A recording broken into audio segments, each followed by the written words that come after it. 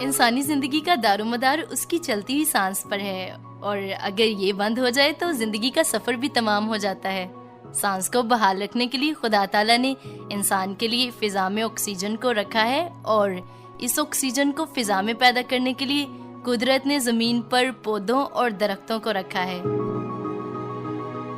جی ہاں، پودے اور درخت قدرت کا ایسا کرشمہ ہے جو انسان کی زندگی کے لیے آکسیجن فراہم کرتے ہیں اور فضائی آلودگی کو بھی کم کرتے ہیں۔ اور کسی ماحول دوست انسان نے کیا خوب کہا ہے کہ درخت زمین کے پھیپھڑے ہیں۔ اگر زمین کی سانس کو بحال رکھنا ہے تو درختوں اور پودوں کو اگانا اور ان کی پرورش میں پورا خیال رکھنا بھی بہت ہی زیادہ ضروری ہے۔ اس لیے شجرکاری جتنی بھی زیادہ کریں اتنا ہی ہم اپنے ماحول کے لیے فائدہ مند ہوں گے۔ ہمارا سیارہ زمین جو دن بدن توانائی کی زیادتی کی وجہ سے گرم ہوتا جا رہا ہے اور فضا میں کاربن ڈائی آکسائڈ اور دیگر مضر صحت گیسیں انسان کی زندگی کو مشکل بنا رہی ہیں۔ ماحولیاتی زندگی پر کام کرنے والے سائنسدان اور محقق اسی بات پر زور دے رہے ہیں کہ اگر ماحول کو فضائی آلودگی سے بچانا ہے تو زیادہ سے زیادہ شجرکاری کرنے کی ضرورت ہے۔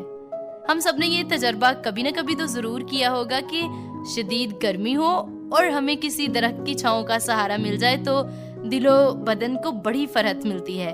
اور یہ بات تجربے پر مبنی ہے کہ جس علاقے میں کثیر تعداد میں درخت موجود ہوں وہاں گرمی میں بھی ٹھنڈک کا احساس ہوتا ہے اور لوگ جسمانی طور پر بھی صحت مند ہوتے ہیں۔ بہت سے ممالک نے تو اسے بہت سنجیدگی سے لیا ہے، جن میں سعودی عرب کا ذکر ضرور سن لیجئے۔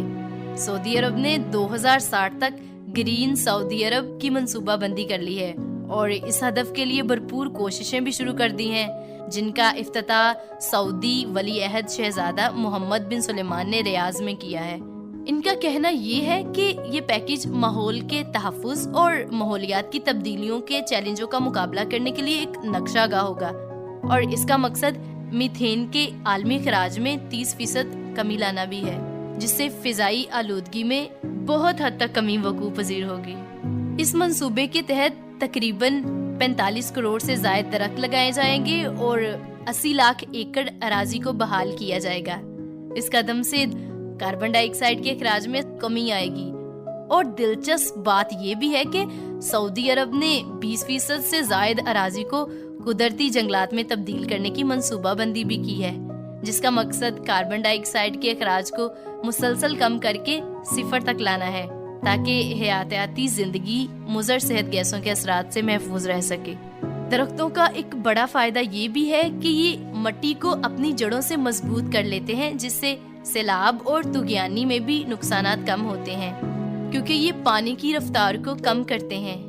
اگر بات کی جائے پرندوں کی تو ان کے بسیروں کا بہترین وسیلہ ہے۔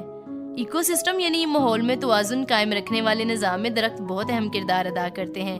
سیب، سنگترا، کھجور، آم، خوبانی، انار اور دیگر بے شمار پھل بھی درختوں ہی کی پیداوار ہے۔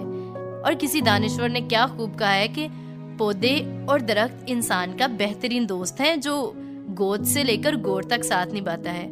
بلا شبہ درخت ہماری خوراک، رہن سہن اور ایندھن کے لیے بہت بڑا ذریعہ ہے۔ جہاں بے شمار فائدے جو قدرت کے اس کرشمے سے ہم صدیوں سے حاصل کر رہے ہیں، وہاں سوال یہ ہے کہ ہم ان درختوں کے لیے کیا کرتے ہیں؟ ہم ان کی دیکھ بھال کرتے ہیں یا کاٹنے اور کیمیائی مادوں سے ان کو تباہ کر رہے ہیں؟ ان کی مسلسل کمی یقیناً انسان کے لیے تباہی ہے، تو ہمیں اس تباہی سے بچنا ہے اور خدا کی اس عظیم تحفے کا بہترین استعمال کرنا ہے اور ان کا خیال رکھنے کی بھرپور کوشش کرنی ہے۔